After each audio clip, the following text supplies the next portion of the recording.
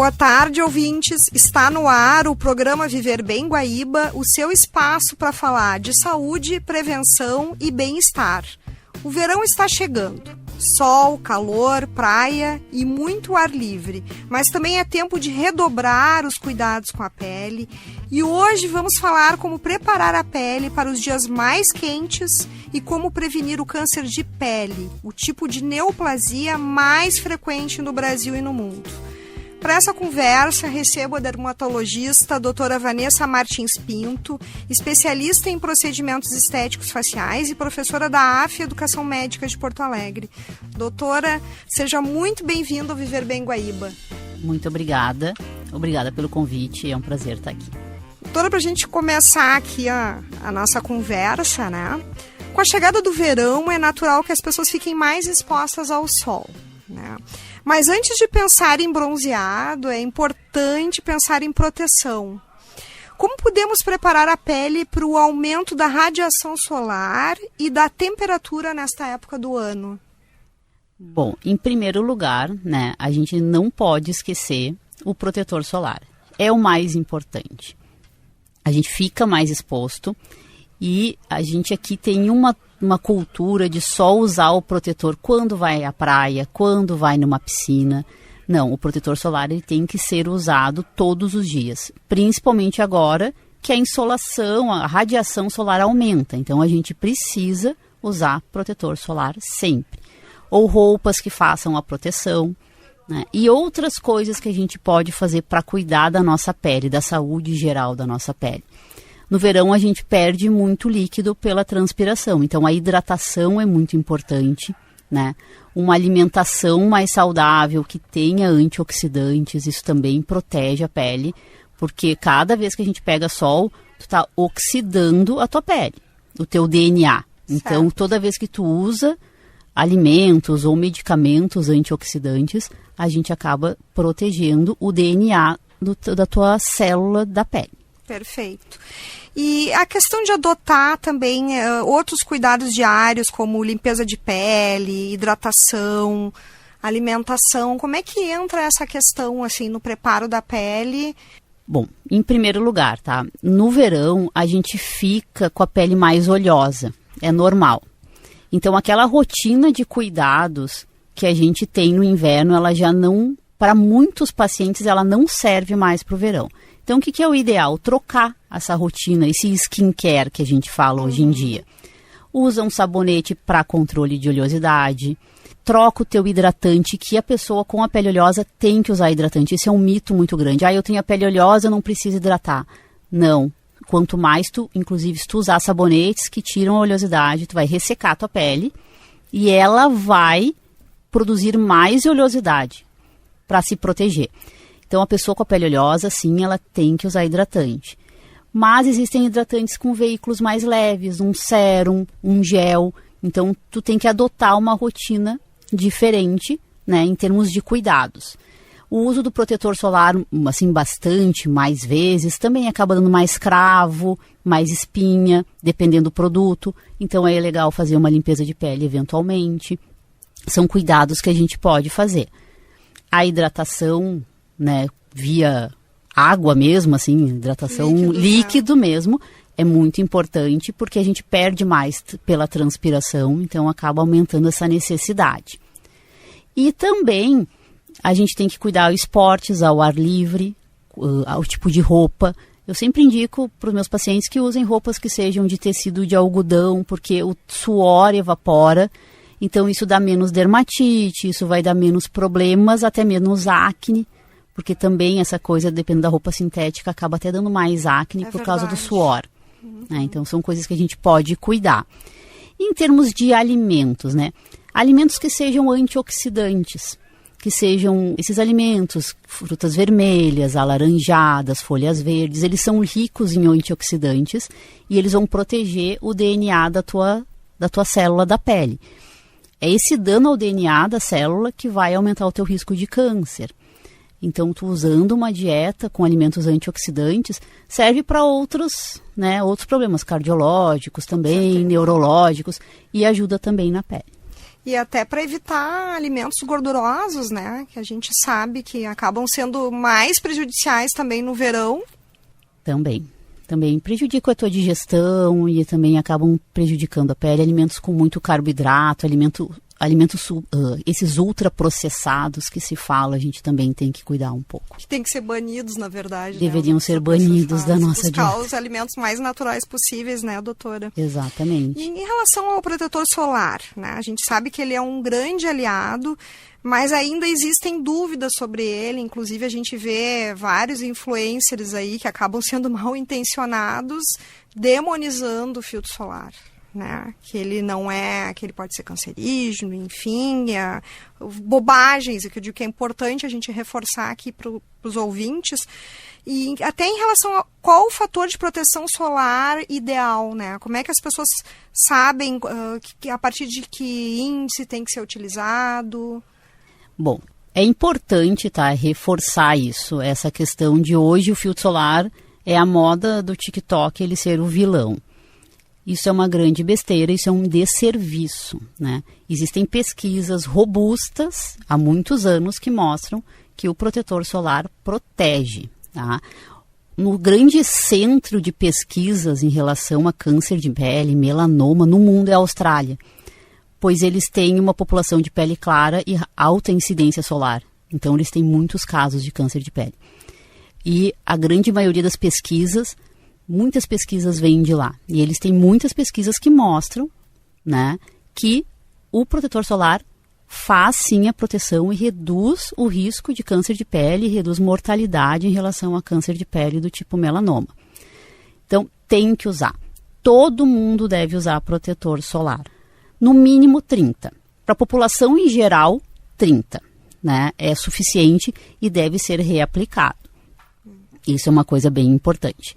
Agora, a pessoa teve um câncer de pele, a pessoa quer prevenir mais envelhecimento, tem um risco de mancha, melasma, aí fator 50 para cima. De fototipo alto, que a gente chama, mancham mais, porque tem mais melanina na pele, tem mais pigmento. Então, qualquer machucado, qualquer coisa mancha muito mais. Então, tem que usar protetor também. Claro. Tem protetor que é um pouco mais espesso, tem protetor para as crianças, né? Tem isso, é importante a gente falar sobre a proteção das crianças, tá? Exato. Porque 70% da nossa radiação da vida que tu vai pegar de sol é na infância e adolescência. Então, se isso tem relação com o câncer de pele, com o teu risco, é onde tu tem que te proteger mais. Crianças menores de 6 meses não devem ser expostas ao sol. Nossa, isso é importantíssimo, né? A gente está ressaltando, porque a gente vê muito na beira da praia, nos próprios clubes também, bebezinhos, assim, por mais que esteja dentro do carrinho, mas ele está sendo exposto, né? Deve evitar. Inclusive a Sociedade Brasileira de Dermatologia e a Sociedade Brasileira de Pediatria orientam que em crianças menores de 6 meses não sejam expostas ao sol.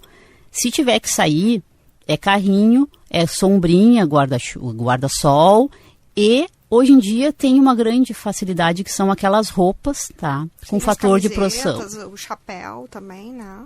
Elas são ótimas, elas realmente fazem o bloqueio da radiação ultravioleta, protegem mesmo, tá? Não substituem tu passar o protetor, o ideal é passar o protetor e colocar a camiseta.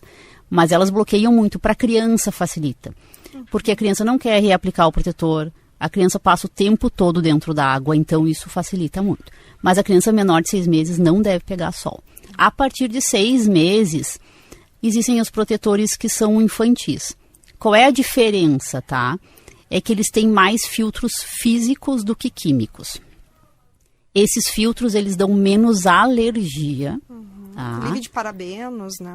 Hoje quase nenhum mais tem PABA. Quase todos os protetores são livres de PABA por uma série de problemas, legislação, né? Também, e legislação também.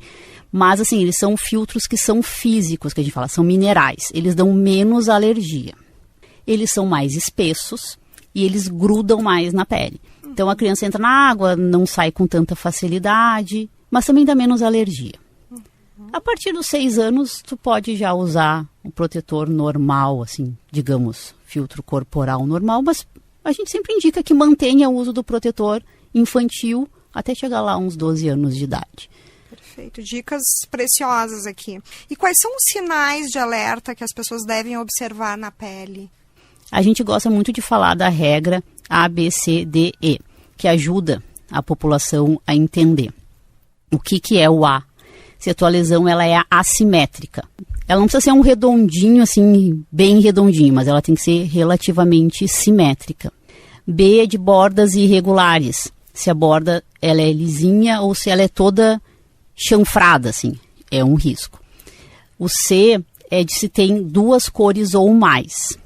Também é um sinal de risco. O D de diâmetro maior que 0,5 centímetros. E E de evolução. O que isso quer dizer? Eu tenho uma pinta e ela nunca deu problema. E ela mudou de uma hora para outra. Mudou a cor, formato, superfície, ela era lisinha, ficou grossa. O que a gente sempre indica? Vai no teu dermatologista, tá? A gente usa no consultório, assim como o cardiologista usa o estetoscópio, a gente usa um aparelho que se chama dermatoscópio. Ele é como se fosse um microscópio da superfície. Então a gente amplia aquela pinta, ele parece uma lanterna. A gente amplia e a gente consegue ver como que é a tua pigmentação daquela pinta. Porque às vezes a pinta ela é grande, tem mais de 1 centímetro, mas ela tem uma pigmentação regular, uniforme, ela não vai nos preocupar. Às vezes ela é uma pinta muito pequena, de 2 milímetros, e ela tem características que já nos preocupam. A gente já vai lá e já tira essa pinta. Para que serve isso, né? A gente conseguir fazer diagnóstico precoce, a gente consegue também, muitas vezes, assim, tranquilizar o paciente, porque às vezes a pinta, ela tem uma característica, assim, que preocupa olhando o leigo, e quando a gente faz a dermatoscopia, a gente vê que não tem nenhuma característica que preocupa também, a gente só vai manter o acompanhamento, porque não é a intenção ficar tirando tudo que é pinta, assim, e deixar a pessoa cheia de cicatriz, a intenção é manter um acompanhamento, né? Exatamente. Então, todo mundo deveria ter o seu dermatologista e fazer exame anual das suas pintas. E eu acho que outra questão que a gente poderia colocar aqui são os aplicativos que surgiram agora, que tu manda uma foto da tua pinta e ele dá um comentário, um diagnóstico. Como isso pode ser perigoso, né, doutora Vanessa? Por um lado, assim, de não ter um diagnóstico correto, né? Não é um profissional que está interpretando, fazendo aquela leitura, fazendo o exame clínico. Então, eu gostaria que tu comentasse em relação a isso. Primeiro, né, foto. A foto, ela muitas vezes, ela não é de qualidade. Isso serve também para quando as pessoas mandam fotos para a gente ver, assim, ver se essa pinta parece alguma coisa. Muitas vezes não é, a iluminação não está boa, a gente não consegue avaliar, na grande maioria das vezes. O aplicativo, ele não faz a dermatoscopia, ele só olha a foto no tamanho, assim, né, sem ser ampliado, no tamanho normal. E não tem toda a história clínica. Às vezes, uma pinta numa criança chama muito mais atenção do que numa pessoa mais idosa, porque não é para a criança ter aquele monte de pinta, porque ela pegou menos sol. Mas um idoso a gente já sabe que vai ter mais mancha por uma questão de exposição. E qual é o problema da internet, né? Que geralmente é uma informação isolada. E a pessoa que faz uma faculdade, ela tem um estudo inteiro, são vários anos estudando. Com certeza. Então, tu não pega só aquela informação, só a pinta. Eu vou pegar toda a história clínica do paciente. Teve melanoma na família? Não teve? Eu tenho que me preocupar? Eu não tenho? São muitas questões que a gente avalia que um aplicativo não vai fazer. Se a pessoa ficar preocupada e procurar um médico, para mim o problema é o menor de todos, que a gente resolve isso numa consulta. O problema é tu ter uma pinta, daqui a pouco o aplicativo diz que não é nada. Para mim esse é o grande problema. Uma pinta pequena. E aí a pessoa fica em casa. E a gente sabe que o câncer de pele tem uma chance de cura de mais de 90%. Se tratado assim de forma precoce. E aí tu deixa a pessoa em casa, daqui a pouco aquilo fica imenso, a cirurgia é muito maior, é mais mutilante e não precisaria. É um risco muito grande. É um risco muito grande. Em relação às inovações no diagnóstico e tratamento do câncer de pele, doutor, o que muda com tecnologias como a biópsia líquida, que detecta alterações no sangue E a inteligência artificial também usada para identificar lesões suspeitas, que a gente já colocou aqui, mas sendo como dentro de um protocolo, né? Como é que essas ferramentas já estão disponíveis na prática médica? Bom, na prática, essa questão da inteligência artificial, a gente usa o mapeamento digital.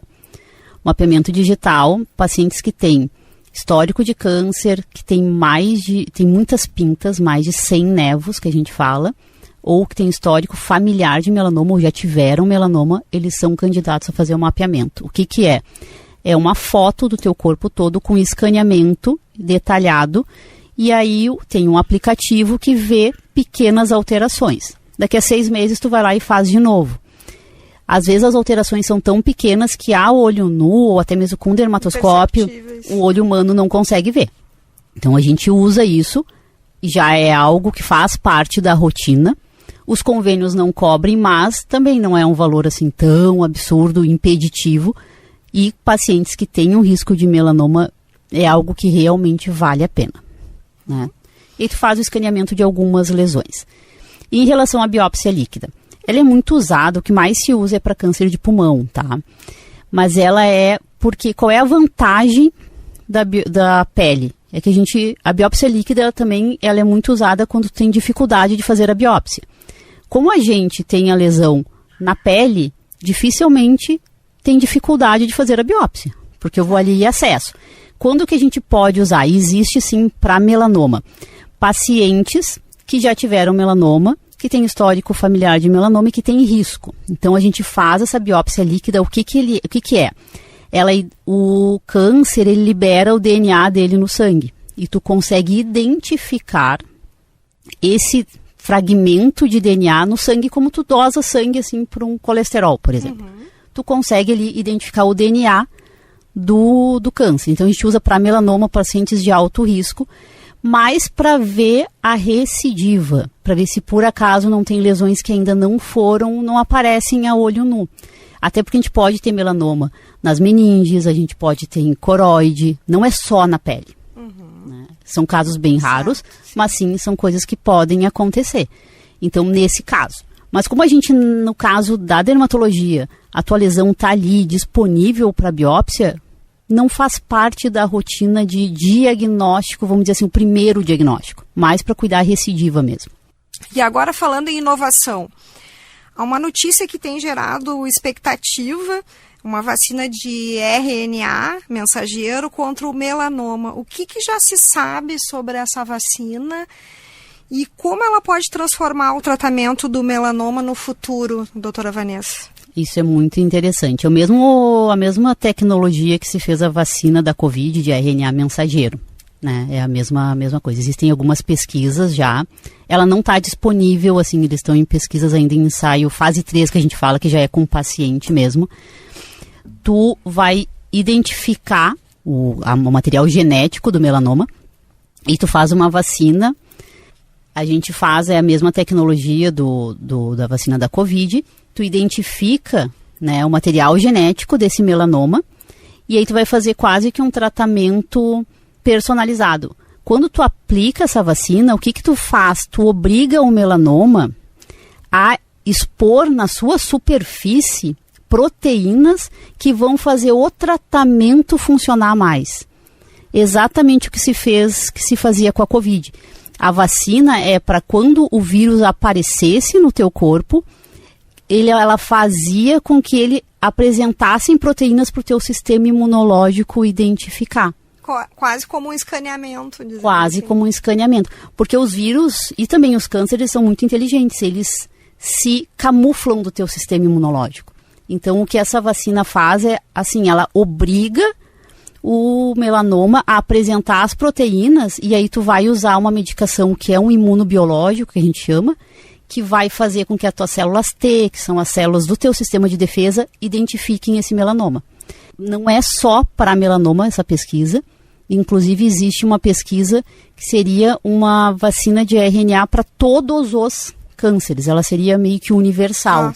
Sonho, né? Sonho, né?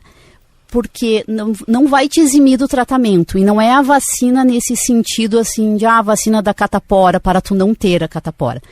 A pessoa que tem uma doença mais agressiva faz essa vacina. E isso vai, igual ela vai usar uma quimioterapia, ela vai usar o imunobiológico, mas ela vai potencializar o efeito do tratamento. É um sonho. É um sonho, né? Vamos esperar que seja em breve, né, doutora Vanessa? A gente está chegando ao final aqui da nossa entrevista e eu gostaria que tu deixasses uma mensagem sobre a importância da prevenção ao longo de todo o ano, né? Não só agora, a chegada do verão, mas que as pessoas mantenham essa disciplina de usar o filtro solar e adotarem isso para sempre, né? Na sua rotina. A gente falou sobre isso, né? Eu gosto sempre de reforçar o hábito do protetor solar. Ele é um hábito que a gente tem que adquirir, tem que ser usado todos os dias. O sol está aí, sempre inverno e verão.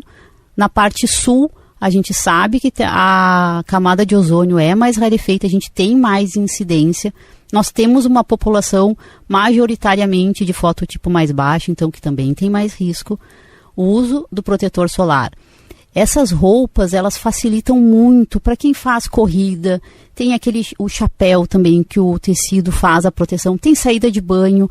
Tem muitas roupas que vão te ajudar, que para tu não precisar ficar reaplicando o protetor. Eu sempre falo muito dessas roupas, o chapéu e boné para o homem calvo. Né, o cabelo não é só um adorno, ele faz a proteção do couro cabeludo e pessoas calvas têm muito mais câncer de pele no couro cabeludo. E isso é inverno e verão. Não é só nessa época. Claro, nessa época a gente atenta mais para as pintas, fica mais exposto, né? Mas tem que ser um cuidado que tem que ser feito no ano todo.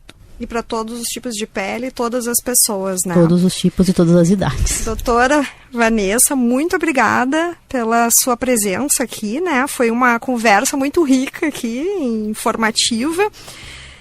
Hoje falamos sobre como preparar a pele para o verão e os cuidados essenciais para prevenir o câncer de pele com a dermatologista a doutora Vanessa Martins Pinto, professora da AF Educação Médica. Muito obrigada pela sua presença. Obrigada pelo convite novamente.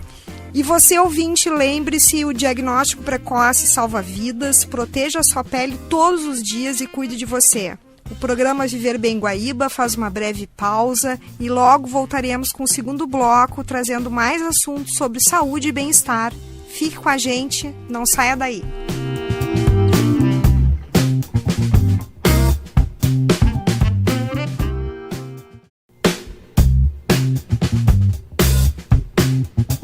Dando sequência ao Viver Bem Guaíba, vamos falar sobre temas que transformam vidas. Já abordamos diferentes tipos de transplantes e hoje vamos destacar o transplante renal, que representa esperança para milhares de pessoas em todo o país. Esse é o tipo de transplante mais realizado no Brasil, um verdadeiro símbolo de solidariedade e avanço da medicina. Mas apesar de todo esse processo, ainda temos desafios importantes, como o alto índice de recusa familiar à doação de órgãos. Para falar sobre isso e também sobre os cuidados, avanços e resultados do transplante de rim, eu converso com o Dr. Marcelo Hartmann, cirurgião geral e superintendente da Unimed Porto Alegre e chefe do serviço de transplantes do Hospital São Lucas da PUC. Dr. Marcelo, seja muito bem-vindo ao Viver Bem Guaíba. Muito obrigado, um prazer estar aqui conversando contigo, né, e com os nossos ouvintes sobre um tema que é muito relevante, né, e tem uma vida aí de dedicação ao transplante renal. É verdade, doutor Marcelo. O Brasil ocupa a 3ª posição no ranking mundial em número de transplantes, sendo o primeiro quando falamos em procedimentos realizados integralmente por um sistema público. Que fatores explicam esse destaque do país e o que ainda precisamos melhorar nesse cenário? Sim, é incrível, né? Porque a gente ouve muitas críticas, né, ao sistema público nosso de saúde aqui, e esse é o que eu costumo dizer que é o SUS que deu certo, né? Que verdade. É a parte dos transplantes. Então, sim, o Brasil é um destaque internacional, é o maior programa de transplante público do mundo, né? A gente só está atrás em números absolutos de transplantes dos Estados Unidos e da China. Então, é o SUS que deu certo. A maior parte dos transplantes são realizados pelo sistema público de saúde aqui. Então, esse é um dos segredos, o financiamento, né? Esse é uma das receitas do sucesso do transplante no Brasil. Os nossos profissionais também são destacados. Então, a gente tem muita gente que trabalha nessa área, que atua, né? E aí a gente fala dos médicos, os cirurgiões, os enfermeiros, né? Tem profissionais nossos aqui que são contratados e tem destaque no cenário mundial, assim, dos transplantes, né? Tem relevância. São referência, né? Exatamente. Então, a gente tem excelentes profissionais, tem centros de excelência também de transplantes no Brasil. Essa questão do financiamento pelo sistema público também, todo esse volume de transplantes é resultante de investimento, né, de muitos anos. Só que a gente ainda tem algumas situações aqui, tem diferenças por estados que são importantes. Então, essa diferença por região é uma das coisas que a gente vem tentando resolver no Brasil. Tem um programa muito bacana de cirurgiões do estado de São Paulo, que é o Transplante Sem Fronteiras. Então, eles estão levando para a região norte do país, que é onde a gente tem o menor índice de transplantes, menor índice também de doadores. E a gente já vê algum movimento também. É um país continental, né? Então tem diferenças regionais que ainda precisam ser tratadas. Com certeza. Além dos centros de referência, também a taxa de recusa, né? Eu sempre procuro abordar esse assunto quando a gente vai falar de doação de órgãos, né? Das campanhas e tudo mais. Então a gente ainda tem uma resistência, né? O principal motivo de não efetivação de um potencial doador é a recusa da família. E também tem diferenças regionais, né? Há pouco tempo eu tive a oportunidade de falar sobre esse assunto. A gente vê em regiões do norte, nordeste, índices muito altos de recusa familiar, né? No país como um todo já é considerado alto. Acima de 45% na média o índice de recusa das famílias. E tem regiões que se destacam ainda negativamente. E aqui no Rio Grande do Sul, doutor Marcelo? O Rio Grande do Sul, aqui a gente está dentro da média nacional. Ainda se for comparar com estados da região sul, a gente ainda tem condições de melhorar. Esse ano foi um ano importante para o transplante, a gente teve aumento do número de doações, aumento de número de transplantes, então a gente comemora, né? Mas por outro lado ainda a necessidade ela é maior do que a oferta de órgãos e a gente ainda tem um não aproveitamento em razão da recusa familiar. Em relação à questão das filas, né, para a espera de um transplante, como é que é hoje? Como é que está para trazermos para nós aqui no Rio Grande do Sul? Como é que está em relação à questão do transplante de rim? Essa questão da fila ela é interessante, né? Que as pessoas imaginam uma fila como uma fila hoje não tem nem banco mais, né? Mas na época que a gente ia ao banco, as pessoas formavam uma fila indiana, assim, né? E não funciona bem assim. Então, a gente tem uma fila que é chamada, né, dos transplantes, a lista de espera que nós costumamos chamar. Ela vai ser composta, né, pelas pessoas que são daquele tipo sanguíneo. Então, especificamente do rim, que é o transplante que a gente faz, ela não é definida pelo tempo de espera que a pessoa está aguardando em lista, por exemplo, né? Então, toda essa parte que a gente chama da alocação dos órgãos, ela é de responsabilidade do Estado. Perfeito. Então, as centrais, né, de transplante estaduais, elas, a partir do momento que tem uma oferta de um doador, elas fazem toda essa organização deste processo. E lá são reguladas por eles. Exatamente. Então, pouco importa se a pessoa tem um convênio médico, se ela é atendida pelo sistema público, isso não é relevante para a alocação dos órgãos, né? Então, é feito um estudo ali para ver a questão da compatibilidade. O rim, esse é o critério. O mais compatível geneticamente, ele vai ter prioridade para receber, né? E quando tem uma situação de compatibilidade semelhante, o tempo de espera na lista ele é um critério de desempate. Então, assim, esse processo ele é bem complexo, né? As pessoas que trabalham com isso têm um alto índice de seriedade, de preocupação e experiência para a condução desse assunto, né? E tem situações em que a gente tem critérios de priorização. Então, o fulano foi priorizado, não sei o que acontece.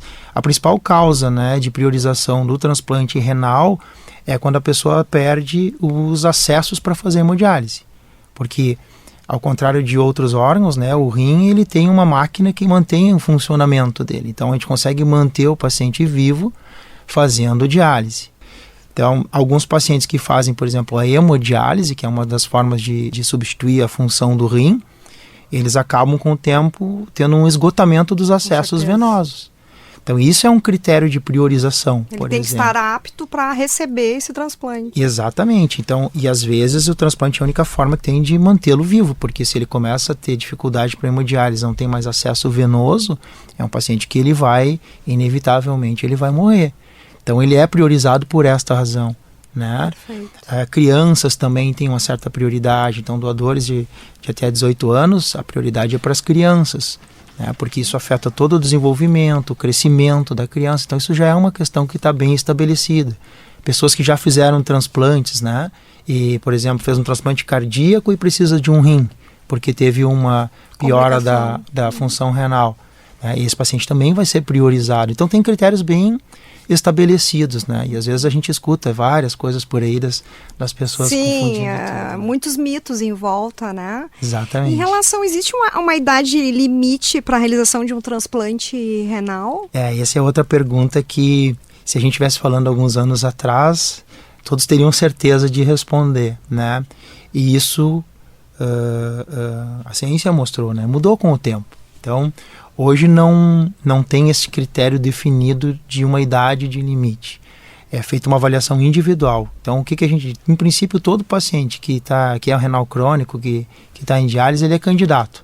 Aí a gente faz uma avaliação individualizada para ver as condições que esse paciente se encontra. Se ele tem condições de um transplante, se ele teria vantagem de ser transplantado em relação a ficar fazendo hemodiálise ou diálise peritoneal.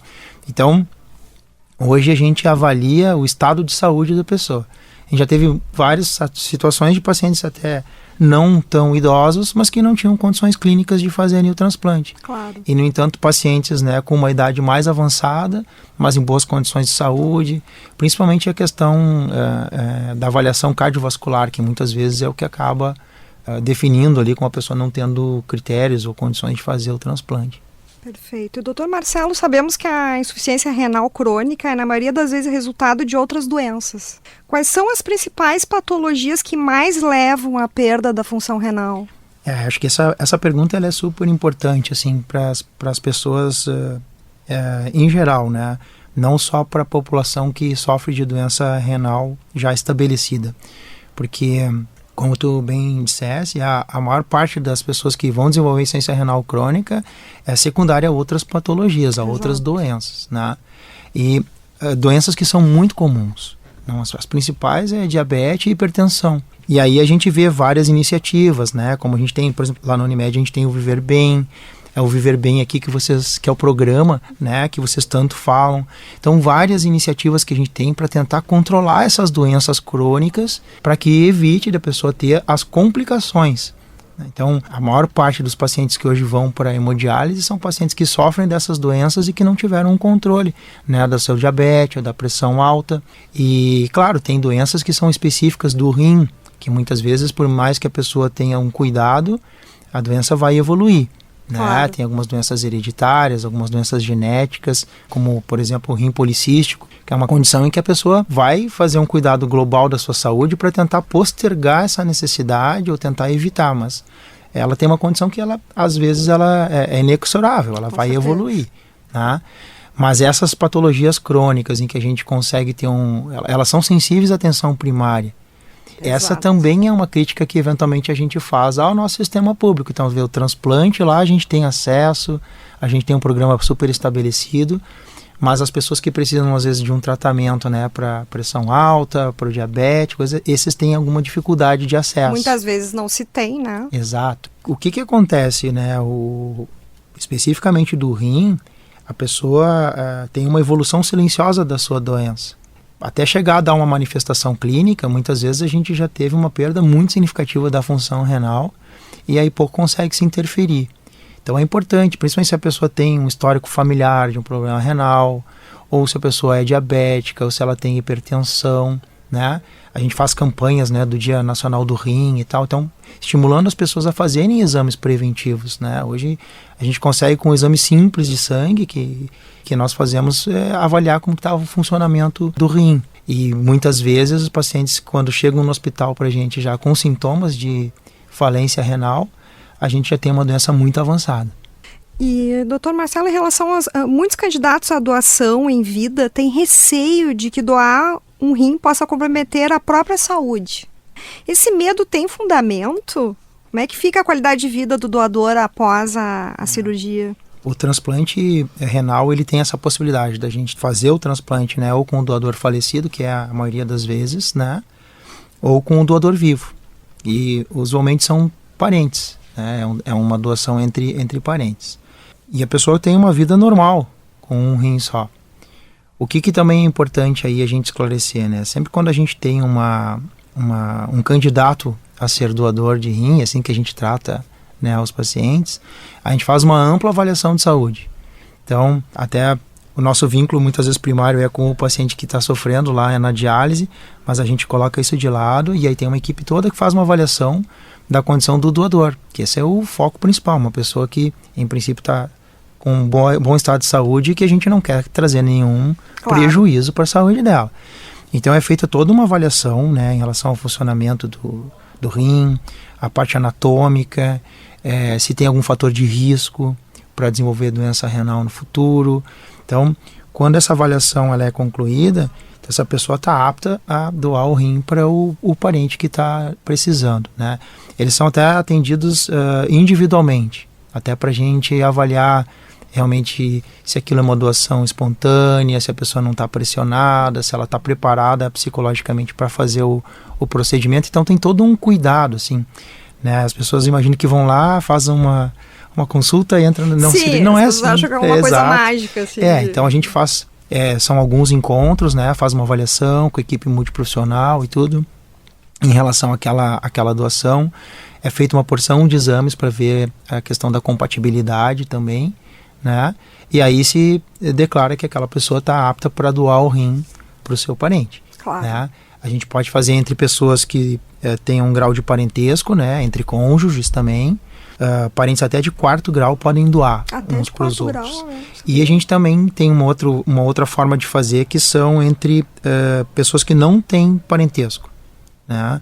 Aí dessa maneira a gente só faz com autorização judicial, mas a nossa legislação brasileira permite. E no caso do receptor, quanto tempo leva para que o novo rim comece a funcionar normalmente?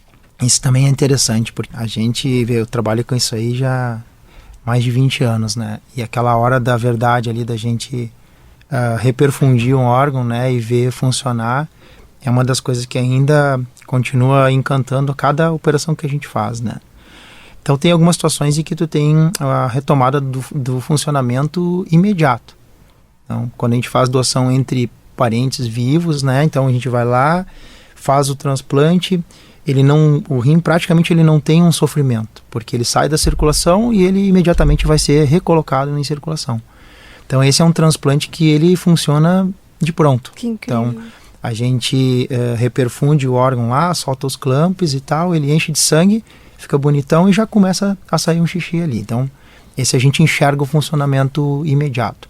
Às vezes com alguns doadores falecidos isso também acontece, né? Desde que não se leve tanto tempo entre a remoção do órgão e o reimplante, né? E também depende às vezes de condições que o doador estava sofrendo antes da morte, né? Então tem pessoas que já tiveram algum estado de choque ou que tem alterações, né, da perfusão do rim.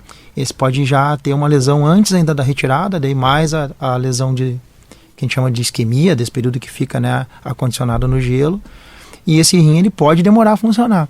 Então a gente tem pacientes às vezes que levam dias, algumas semanas para abrir a bica, que nem a gente diz. Sim, para começar a funcionar, começar a produzir, né, o xixi. E né? quais são os cuidados necessários nos primeiros meses após o transplante? É uma curiosidade também que as pessoas têm. Essa largada ela é importante, assim, né? Os primeiros meses eles são mais complicados para o paciente que é transplantado. A gente tem que ter maior cuidado. A gente pede que não recebam assim um número muito grande de visitas, que fiquem mais restritos, né, e não em ambiente com muitas pessoas, fechado, né? Então tem que ter uma série de cuidados, porque no início a gente tem uma carga de imunossupressão, que são os remédios para não ter a rejeição, maior. Então, nos primeiros meses pós-transplante, é mais comum a ocorrência de infecções. A mais comum de todas é a infecção urinária, por óbvio. Mas a gente tem infecções respiratórias, tem uma série de problemas que podem acontecer. Existe um período de adaptação também com as medicações, alguns pacientes experimentam alguns para-efeitos e tudo das drogas. Então esse é o período mais complicado. Crítico, né? Depois que a gente fala, né, que engrena, a pessoa começa progressivamente a experimentar uma qualidade de vida melhor, né? Quando tem um funcionamento em seguida, assim, só o fato de não estar fazendo hemodiálise já interfere bastante na qualidade um ganho de vida, né, para esse paciente, né? Não sei, as pessoas às vezes não têm essa vivência de ver uma pessoa fazendo hemodiálise, né? A pessoa fica lá 3 vezes na semana, 4 horas por sessão ligada na máquina, né? Não pode se afastar, tem dificuldade de passear, tem de que se viajar. programar quando vai viajar. Tem uma série de cuidados, às vezes muitas vezes a gente faz restrição de ingesta de líquidos, né? Então não pode nem água, não pode tomar muitas vezes à vontade. Então tem uma série de restrições na qualidade de vida e essa experiência, né, que a gente vê os pacientes vivendo isso no pós-transplante é muito gratificante e as pessoas, elas manifestam isso. E à medida que vai se distanciando do procedimento da cirurgia em si, a pessoa começa realmente a experimentar uma vida muito boa, né? Inclusive a gente estimula a retornar a praticar exercícios, atividade física. A gente gostaria muito que todos pudessem voltar a trabalhar, né, produzir, ter uma vida mais normal possível, claro, com alguns cuidados, né, que vai ter para sempre. Sim, ao longo da vida, né? E até pegando esse gancho, qual é a taxa de sobrevida dos pacientes hoje, né? E quais os avanços mais significativos no tratamento e no controle da rejeição do órgão? A rejeição é uma das causas que a gente tem de perda, né? Mas não é toda rejeição que a gente vai ter perda do enxerto. Então hoje a gente diagnostica a rejeição, a gente trata a rejeição e a maioria das vezes a gente consegue reverter, né? Então se a gente for olhar assim, a sobrevida global, acima de 90%, 95% para doação intervivo a gente tem, né? E dos enxertos também nesse nível de 85% para cima, dependendo das séries que a gente pega. E claro, isso depende de uma série de fatores, né? Da qualidade do órgão, de como que foi o transplante, se teve complicações ou não, do estado de saúde do paciente que está recebendo.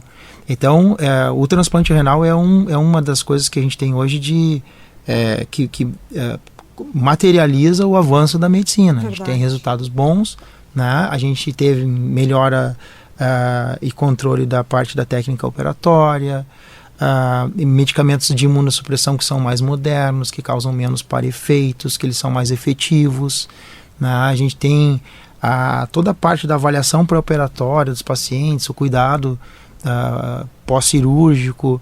Então tudo isso são avanços que progressivamente vão trazendo uma melhora dos resultados também. E aí obviamente essas variações que a gente vai ver das séries que tem de transplantes depende muito também do tipo de pacientes que aquelas instituições estão acostumadas a tratar. Então, se a gente vai selecionar demais os doadores e os pacientes para receber, certamente a gente vai ter um impacto com melhora dos resultados, mas a gente também vai deixar de oferecer o transplante para algumas pessoas, que é a única alternativa que elas têm. E nós temos muitos centros de referência aqui no Rio Grande do Sul, né? Sim, no Rio Grande do Sul nós temos, né, centros. Os principais ficam na região central, aqui na capital, né? Então a gente tem lá o Hospital da Santa Casa, o Hospital de Clínicas e a PUC. Então numa cidade como Porto Alegre a gente tem 3 centros grandes, né, de transplante. O Moinhos de Vento também tem alguns movimentos, né, mas não chega a ter uma expressão tão grande em relação ao número de casos. E os transplantes são feitos de estado para estado, vamos dizer assim, se precisa de um órgão, se pode trazer, vamos dizer, de São Paulo para cá, para poder se fazer esse transplante. Como é que é essa comunicação entre estados? Isso tem períodos que a gente chega a fazer 40%, 45% dos transplantes aqui no estado com doadores de fora do estado do Rio Grande do Sul. O Rio Grande do Sul é um dos estados que aceita bastante essa doação de outros lugares. Então, às vezes, vem lá do Acre, né, para transplantar em Porto Alegre.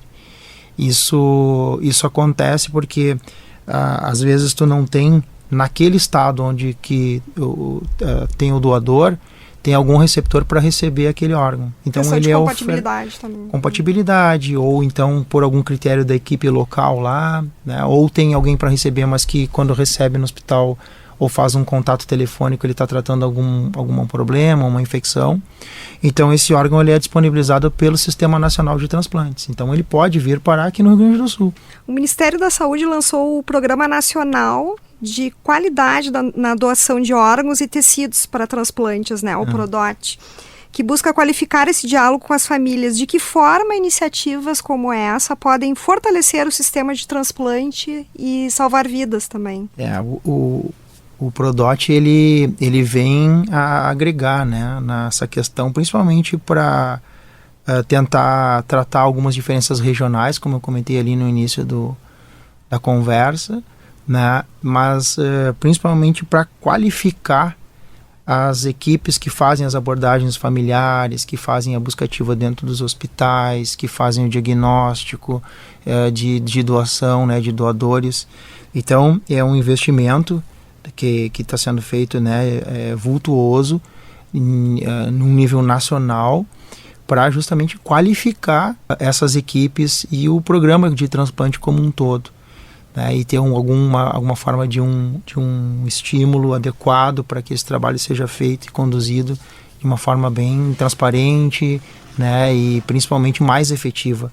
E até a gente trazendo para a campanha da Unimed, né, Influencia Doador, que busca justamente estimular esse diálogo com a população, né? Qual tem sido o impacto dessa iniciativa junto à comunidade gaúcha?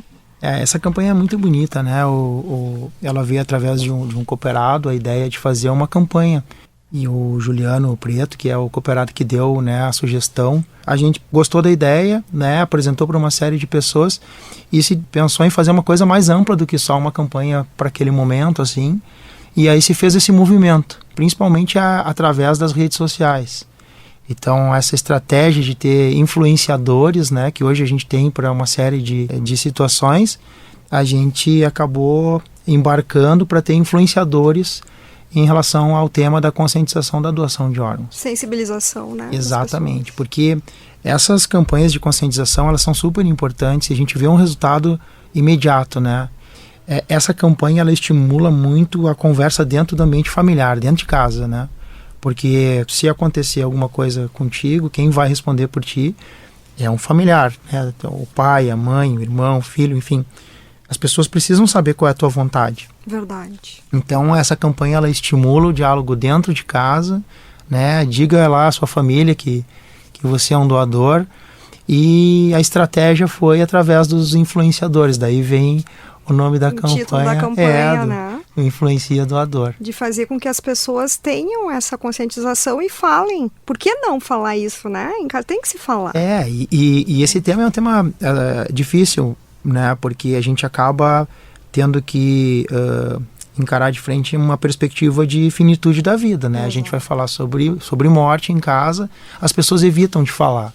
Mas é importante isso, porque quem precisa, é tão significativo esse gesto, né, de amor de um desconhecido, né? É um ato de amor de um ser humano para outro, né? E isso traz um sentido, né, para aquela tragédia que aconteceu. Normalmente é uma pessoa de boa saúde que está né, na plena vida lá, e é que acontece alguma coisa súbita, né?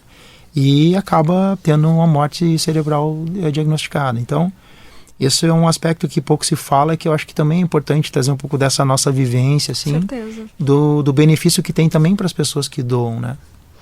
Doutor Marcelo, a gente está chegando ao final aqui do programa, mas eu gostaria muito que tu deixasses uma mensagem, né, para quem ainda tem medo ou nessa dificuldade de manifestar o desejo de ser doador.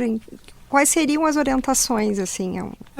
Eu acho que a gente tangenciou vários aspectos aí relacionados aos transplantes em geral, né, e especificamente ao transplante renal, que é onde eu atuo atualmente. Acho que é importante, assim, a gente desmistificar esse tema, né, esclarecer para as pessoas o que é a morte encefálica, que é um processo que não é reversível. Aquele que vai fazer a doação em vida também, saber dessa... Eu expliquei um pouquinho o nível de cuidado e de responsabilidade que as equipes têm para fazer a avaliação dessa pessoa que vai fazer a doação em vida, né, da segurança que tem o procedimento hoje, né, da qualidade da cirurgia, mas principalmente, né, para a população em geral, estimular que fale em casa sobre isso, sobre sua vontade de ser doador. Muitas vezes prevalece a vontade da pessoa quando ela manifestou em vida, por mais doído que seja para quem está ali do lado, né, sofrendo pela perda. e que as pessoas tenham essa noção do quanto que elas podem ajudar, né, as outras pessoas que estão sofrendo, esperando por um órgão, a diferença que vai fazer na vida dessas pessoas, né? E se a gente não doar, simplesmente nada disso vai acontecer. É verdade. Né, que é um desperdício de vida. Então, assim, acho que esse seria a mensagem final, assim, para as pessoas falarem sobre isso, influenciarem outras pessoas, que é a nossa campanha lá, né, que hoje está na rede social, mas ela tem que sair da rede social, ir para o ambiente... rádio, TV, no rádio, na momentos. TV, na mesa de jantar, falar em casa sobre isso, né. A gente brincou há pouco tempo, né, é mais fácil a gente precisar de um transplante, estatisticamente, do que a gente conseguir ser um doador. Então isso também é para pensar, porque amanhã também a gente pode estar lá precisando. Exatamente. E esperando. Isso pode acontecer com qualquer um de nós. As pessoas, né, se declararem doadoras, né? Doutor Marcelo, muito obrigada por compartilhar conosco aqui informações tão importantes, né, sobre o tema que, além de técnico, é profundamente humano. Né? Falar sobre doação de órgãos é falar sobre amor ao próximo, sobre a chance de recomeço e sobre a importância de cada um de nós comunicar à família o nosso desejo de doar. A todos que nos acompanham, lembramos: a decisão de doar salva vidas e começa com uma conversa em casa. O Viver Bem Guaíba volta no próximo sábado, sempre ao meio-dia, aqui na Rádio Guaíba, com mais informação e saúde para o seu fim de semana. Este programa tem caráter educativo e não substitui a consulta médica. Na mesa de áudio, Jefferson Gomes, na técnica Luciano Vargas, produção e apresentação de Paula Sá, gerência de jornalismo e esporte Rafael Sequim e direção-geral de Claudinei Girotti. Você ouviu Viver Bem Guaíba.